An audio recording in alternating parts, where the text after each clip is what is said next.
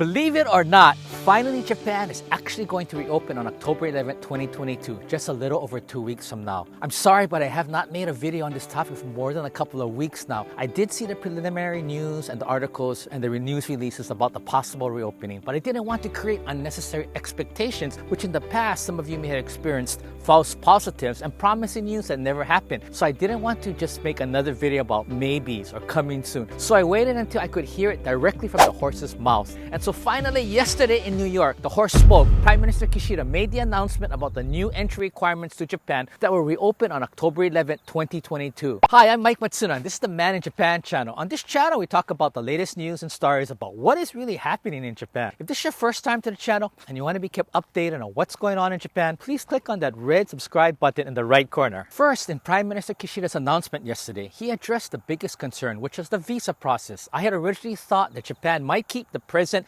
pre-departure visa process to control the number of entries into Japan and for collecting more data on visitors, but that was not the case. I would also guess that knowing how behind the Japanese government is in regards to IT systems and managing large amounts of personal data, that although they would like the control and data, it probably would not have been possible to set up such a system so quickly to process the visas input and all the data, and thus would drastically delay the reopening of Japan. Therefore, Prime Minister Kishida decided to simply revert back to the pre-COVID waiver system, where if citizens from a country which had a visa on arrival agreement with Japan, that this visa entry process will restart again from October 11, 2022. This visa issue being resolved is huge. Second, there is also a vaccine requirement that you have to have at least 3 vaccine doses from a pharmaceutical company that is recognized by the Japanese government. Please also be mindful about what kind of appropriate vaccine certification is accepted by the Japanese government. For more information about this, please refer to the Ministry of Health website and MOFA website, which I will put the link in the description below. Third, you no longer need to have a Japanese tour guide accompanying you, nor do you need to join any group or package tour. You will be allowed to travel freely and independently upon arrival into Japan, just like it used to be before COVID in 2019. Fourth,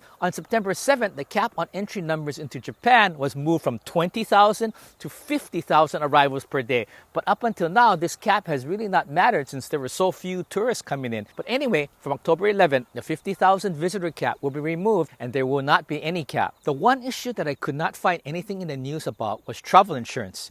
If arriving foreign tourists will still need to purchase travel insurance prior to arrival. I'm sure in the next couple of weeks, more details about this will be known. Wow, what a long winter this has been. About 2.5 years of present-day sakoku. I had originally guessed back in June that Japan would probably reopen in November or December at the earliest. But fortunately, it's going to be a couple of weeks earlier. I think that the yen falling to the all-time lows was the main reason that Prime Minister Kishida and his government decided to quickly change their entry requirements and open up to independent tourists. And they have also realized that October is one of the 2 biggest tourist seasons, fall and spring, right? Where the changing of the leaves happens throughout most of Japan, and they wanted to capitalize on this. I'm also quite certain that from the Japanese government's naive perspective, that they actually thought that they were making major positive changes to their entry policies on both June 10th and September 7th. But from a Western viewpoint, it was minimal at best. As I said before in my last video, the proposed new changes were nothing really significant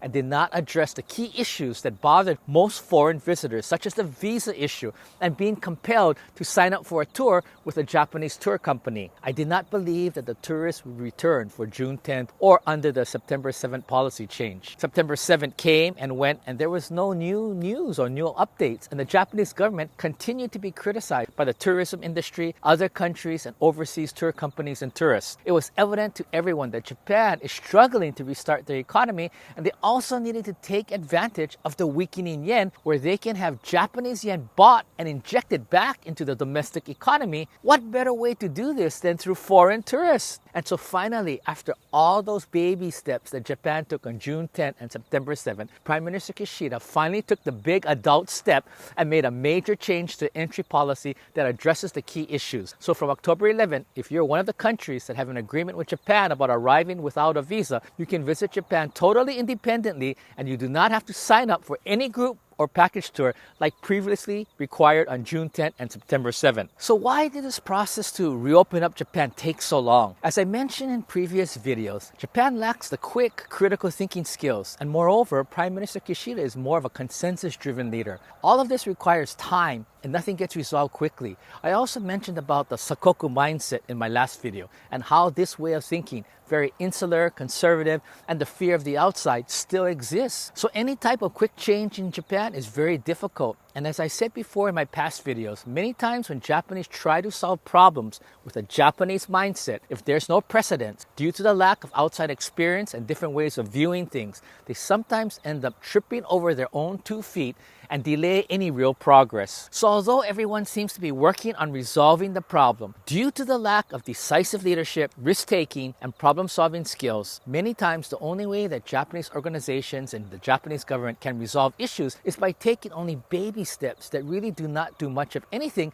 except frustrate people. The June 10th and September 7th change in policy were good examples of that, just baby steps, and that is why these 2 policies basically failed. Now there is one pending issue that really concerns Japanese that many foreigners may not take that seriously: the mask issue. This is still an ongoing issue in Japan, and one of the main reasons that there was a lot of pushback and there still is reluctance to allowing independent foreign tourists back into Japan. Basically, everyone in Japan still wears a mask when they are out in public. People take off their masks to eat or drink, sometimes to take photos, and when they wine and dine with other people. Even if the government said back in June, due to the heat of the summer, that people can take off their masks outside when they're walking alone or not speaking to others as they move about outside, people continue to wear the mask even outside. In August, I was in Hokkaido, which has less people and wide spacious sidewalks and roads and not many people walking about. I used to take off my mask when I walked around outside, especially when it got too warm into the high 80 degrees Fahrenheit. But no one else took off their masks, no matter how warm it got. Recently, for Queen Elizabeth's state funeral, Emperor Naruhito and Empress Masako of Japan attended the state funeral in the UK, and while taking part in the state funeral and program, they removed their masks because no one else had a mask on, and that would probably create a strange and perhaps be perceived as unfriendly. So the Emperor and Empress took off their masks as they mingled, participated, and attended the Queen's state funeral. So when in Rome, do as the Romans do, right? This was shown on Japanese TV, which then added to the debate on foreigners who will probably not wear masks if they come to Japan. Thus, recently, there has been a lot of debate about next week's state funeral for former Prime Minister Abe. Many international guests will be arriving and attending, and although it is a very sensitive issue for Japanese and overseas guests, the Japanese government decided that they will ask everyone to wear masks. One of the biggest concerns is what happens when foreign tourists start arriving in Japan. Will they comply and follow the standard social norms of wearing a mask? Presently in the Japanese parliament, there is a bill that is being debated and may soon become law that gives hotels and inns the authority to refuse to accept foreign guests who refuse to wear masks and follow other infection control and social distancing measures. So I think you can see how serious Japanese take masks and infection control measures. Personally, I think that almost all foreigners will comply and abide by the mask wearing and social distancing measures. But you may occasionally encounter a rogue foreigner who wants to exert his or hers independence or right, or when people get intoxicated and drunk. But I don't see this being too much of a big issue. But as many other YouTubers in Japan say, to please just abide by the social and cultural norms as you are a guest in the country. When in Rome, do as the Romans do.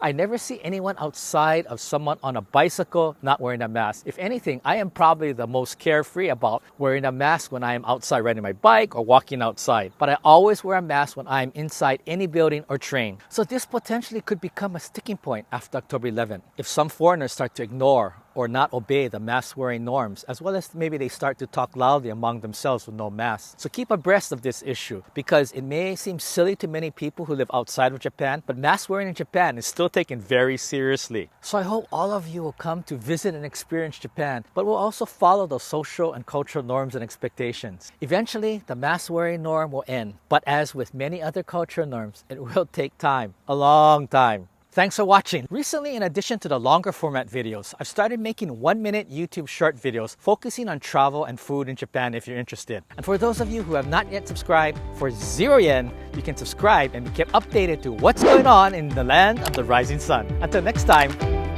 arigato.